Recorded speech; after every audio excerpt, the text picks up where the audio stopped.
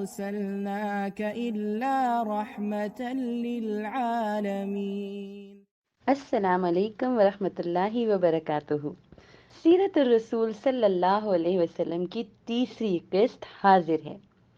اس سے پہلے ہم نے دیکھا کہ ابرہہ ہاتھیوں کا بہت بڑا لشکر لے کر مکہ المکرمہ کی طرف آ رہا تھا۔ ادھر جب مکہ کے عرب لوگوں کو اس لشکر کا پتہ چلا تو انہوں نے بھی اپنی تیاری شروع کر دی تاکہ ابرہہ کی فوج کا مقابلہ کر سکیں۔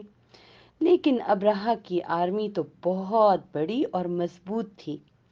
راستے میں بہت سے قبیلے تھے جنہوں نے اس کا مقابلہ کرنے کی کوشش کی، لیکن ابرہہ کی فوج اتنی بڑی تھی کہ اس نے سب لوگوں کو اور قبیلوں کو اور راستے میں آنے والی اور فوجیں ان سب کو ختم کر دیا، لیکن ایک قبیلے کے سردار کو پکڑ کر قیدی بنا لیا اور اس سے کہا کہ ہمیں بیت اللہ کی طرف لے کر چلو۔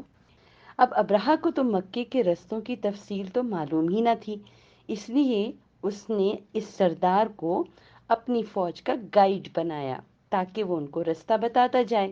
اب جناب یہ لشکر طائف کے مقام پہ پہنچا جو مکہ سے تھوڑا سا ہی دور تھا۔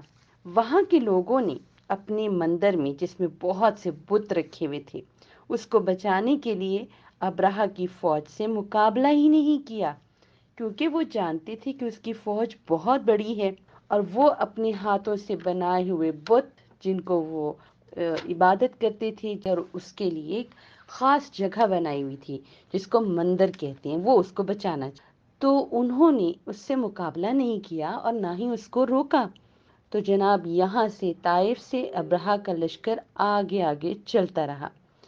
مکہ المکرمہ کے رستے میں ایک مقام آتا ہے مغمز، وہاں انہوں نے بہت سے اونٹوں کو دیکھا تو سارے اونٹوں کو پکڑ لیا اور ساتھ ہی اونٹ کو سنبھالنے والے بندے کو بھی پکڑ لیا۔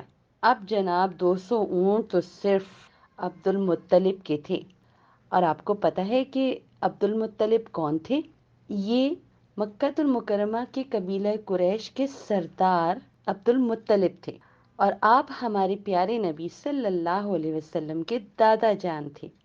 ابرہہ نے عبد المطلب کے 200 اونٹ زبردستی لے لیے اور مکے میں اپنے ایک شخص کے ذریعے پیغام بھیجا کہ میں بیت اللہ کو گرانے کے لیے آ رہا ہوں، اور اگر کسی نے میری فوج کے ساتھ لڑائی نہ کی تو میں کسی کو بھی نہیں ماروں گا، کیونکہ میں یہاں پر صرف بیت اللہ کو گرانے کے لیے آیا ہوں۔ ادھر جب سردار عبد المطلب کو معلوم ہوا کہ ابرہہ تو ہاتھیوں کے لشکر کے ساتھ مکہ المکرمہ کی طرف آنا چاہتا ہے، سردار عبد المطلب ابرہہ سے ملنے کے لیے مکہ سے باہر اس کے خیمے میں ملنے چلے گئے۔ ابرہہ بڑا خوش ہوا کہ یہ یقیناً مجھ سے ریکویسٹ کرنے آئے ہیں کہ بیت اللہ کو نقصان نہ پہنچائیں اور ہمارے لوگوں کو تنگ نہ کریں۔ تو سردار عبد المطلب بہت خوبصورت اور بہت اچھی پرسنالٹی کے تھے۔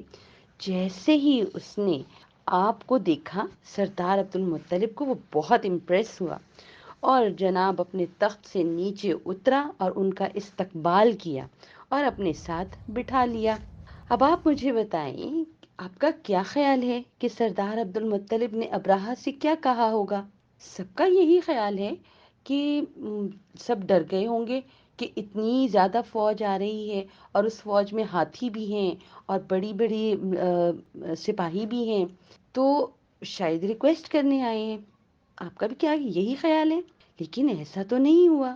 سردار عبد المطلب نے کہا کہ آپ نے میرے 200 اونٹ لے لیے ہیں، میں اپنے 200 اونٹ آپ سے لینے آیا ہوں۔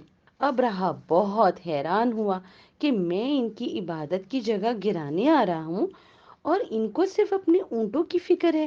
ابرہہ نے کہا میں تو آپ کو بہت آنریبل اور بہت محترم انسان سمجھتا تھا، آپ سردار ہیں، لیکن آپ کو تو بالکل فکر ہی نہیں ہے کہ میں بیت اللہ کو جو کہ آپ کے اللہ کا گھر ہے اس کو گرانے آ رہا ہوں اور آپ مجھ سے اونٹوں کی بات کر رہے ہیں۔ میرا خیال تو آپ کے بارے میں بالکل بدل گیا ہے۔ سردار عبد المطلب نے اتنا پیارا جواب دیا۔ انہوں نے کیا کہا؟ انہوں نے کہا کہ میں تو اپنے اونٹوں کا مالک ہوں، میرا تو بس انہی کے بارے میں مطالبہ ہے، اور بیت اللہ تو اللہ کا گھر ہے، وہی اس گھر کا مالک ہے، جو مالک ہے وہی حفاظت کرے گا۔ ابرہہ تو بہت متکبر گورنر تھا، اس نے کہا کہ تمہارا رب اس کو مجھ سے نہیں بچا سکتا۔ سردار عبد المطلب نے کہا جو تمہارا دل چاہے کرو، بس میرے اونٹ مجھے واپس کر دو۔ ابرہہ نے اونٹ تو واپس کر دیے، لیکن اس کو بہت حیرانگی ہوئی اور غصہ بھی آیا کہ انہوں نے سردار عبد المطلب نے مجھ سے ریکویسٹ کیوں نہیں کی۔ اب کیا ہوا، جیسے ہی سردار عبد المطلب مکہ پہنچے، اب سیدھا بیت اللہ گئے اور اللہ تعالیٰ سے خوب خوب دعائیں کی، اور اللہ تعالیٰ سے کہا کہ اے رب الکعبہ، آپ اس گھر کے مالک ہیں، اپنے گھر کی حفاظت کیجیے۔ اس کے بعد کیا ہوا کہ سردار عبد المطلب اور مکہ میں جتنے بھی قریش کے لوگ رہتے تھے اور دوسرے قبیلوں کے لوگ جو مکہ المکرمہ میں رہتے تھے، آس پاس کے پہاڑوں میں جا کر چھپ گئے اور چپ کے دیکھنے لگے کہ اب کیا ہوگا، اتنی بڑی فوج آ رہی ہے اور اللہ کا گھر ہے، اور ہم نے اللہ سے بہت بہت دعائیں کر لی ہیں۔ اب وہ انتظار کرنے لگے۔ نیکسٹ مارننگ میں کیا ہوا کہ ابرہہ اپنی فوج کو ساتھ مکہ کی طرف آنے کے لیے تیار ہوا۔ اپنے سب سے بڑے ہاتھی کو، جس کا نام محمود تھا، اس کو سب سے آگے رکھا اور جناب اس کو چلانے کے لیے کہا کہ مکہ کی طرف چلو۔ آپ کو پتا ہے نا کہ ہاتھیوں کو ٹرین کیا جاتا ہے۔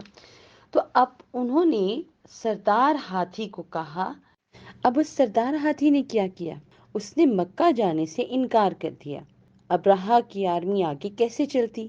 انہوں نے ہر طرح سے ہاتھی کو چلانے کی کوشش کی، اس کو ہلایا ڈرایا، لیکن ہاتھی تو ٹس سے مس نہ ہوا، بس وہیں کھڑا رہا۔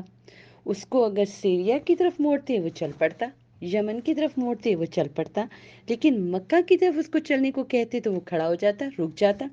سبحان اللہ، ہاتھی بھی تو اللہ کی مخلوق ہے، اس کو بھی پتا تھا کہ اس کا رب اللہ تعالیٰ ہے، تو میں اللہ کے گھر کو کیوں نقصان پہنچاؤں۔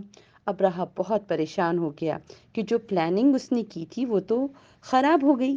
ابھی یہی کچھ ہو رہا تھا کہ اللہ تعالیٰ نے اپنی فوج بھیج دی۔ کیا آپ کو معلوم ہے وہ کون سی فوج تھی؟ اللہ تعالیٰ نے پرندوں کو چھوٹی چھوٹی کنکریوں کے ساتھ بھیجا۔ ہر پرندے کے پاس 3 پتھر تھے، چھوٹے چھوٹے، ایک اس کی چونچ میں اور 2 پاؤں میں۔ وہ کنکری ابرہہ کے لشکر پر گراتے جاتے، بالکل جیسے میزائل اپنے نشان پر ہٹ کرتا ہے، اسی طرح وہ کنکریاں بھی ابرہہ کے لشکر پر ہٹ ہوتی رہیں، اور سب لوگ اور ان کا لشکر اپنے آپ کو اللہ کی سزا سے بچانے کے لیے ادھر ادھر بھاگنے لگ گیا، اور پوری آرمی ڈسٹرب ہو گئی، کوئی ادھر بھاگ رہا تھا، کوئی کہیں بھاگ رہا تھا، اور سبھی لشکر کے اوپر جب وہ کنکریاں گریں تو لوگ گرتے چلے جاتے تھے اور زخمی ہو گئے اور وہیں ختم ہو گئے۔ دیکھا اللہ تعالیٰ نے اپنے گھر کی حفاظت کیسے کی، ان پرندوں کے لشکروں سے۔ سبحان اللہ، زمین پر چلنے والا بڑا سا ہاتھی ہو یا آسمان میں اڑنے والا چھوٹا سا پرندہ، سب اللہ تعالیٰ کی مخلوق ہیں اور سب اپنے اللہ کے حکم کے پابند ہیں۔ اس واقعے کو قرآن کریم کی سورۃ الفیل میں بھی بیان کیا گیا ہے۔ اس کے بعد کیا ہوا کہ آس پاس کے لوگ اور عرب قبیلوں میں قریش مکہ کی رسپیکٹ اور ان کی اہمیت بہت زیادہ ہو گئی۔ اس واقعے کے بعد قریش مکہ کے جو سامان تجارت ہوتا تھا اس کو بھی کوئی نقصان نہیں پہنچاتا تھا، اور نہ ہی کوئی اس پر حملہ کرنے کے بارے میں سوچتا۔ سبحان اللہ، اس سے ہمیں کیا پتہ چلتا ہے کہ کوئی بادشاہ یا زمین پر چلنے والی کوئی بھی مخلوق اتنی طاقتور نہیں ہے، سب کے سب اللہ تعالیٰ کی مخلوق ہیں۔ اللہ تعالیٰ بادشاہ ہیں اور سب کو بس اللہ ہی کا حکم ماننا چاہیے اور اللہ تعالیٰ کے احکامات کا احترام کرنا چاہیے۔ یہ وہی سال تھا جس سال ہمارے پیارے نبی صلی اللہ علیہ وسلم دنیا میں تشریف لائے۔ آپ کی آمد کے ساتھ ہی دنیا میں بڑے بڑے واقعات ہوئے۔ اس سال کو عام الفیل یعنی ہاتھیوں والا سال کہا جاتا ہے۔ یہ سال ہمارے لیے اس لیے بھی بہت اہم ہے کہ ہمارے پیارے نبی صلی اللہ علیہ وسلم دنیا میں رحمت بن کر آئے، جب آپ نے پوری دنیا کو اسلام کا پیغام دیا۔ اگلی قسط میں آپ مجھے ضرور جوائن کریں۔ ہم بات کریں گے اپنے پیارے نبی صلی اللہ علیہ وسلم کی پیدائش کے بارے میں۔ چینل کو لائک کرنا، سبسکرائب کرنا اور اپنے دوستوں کے ساتھ شیئر کرنا مت بھولیے گا۔ اگلی قسط کا انتظار کریں۔ انشاءاللہ ہم اپنے پیارے نبی صلی اللہ علیہ وسلم کے بارے میں بہت کچھ جانیں گے۔ السلام علیکم ورحمۃ اللہ وبرکاتہ۔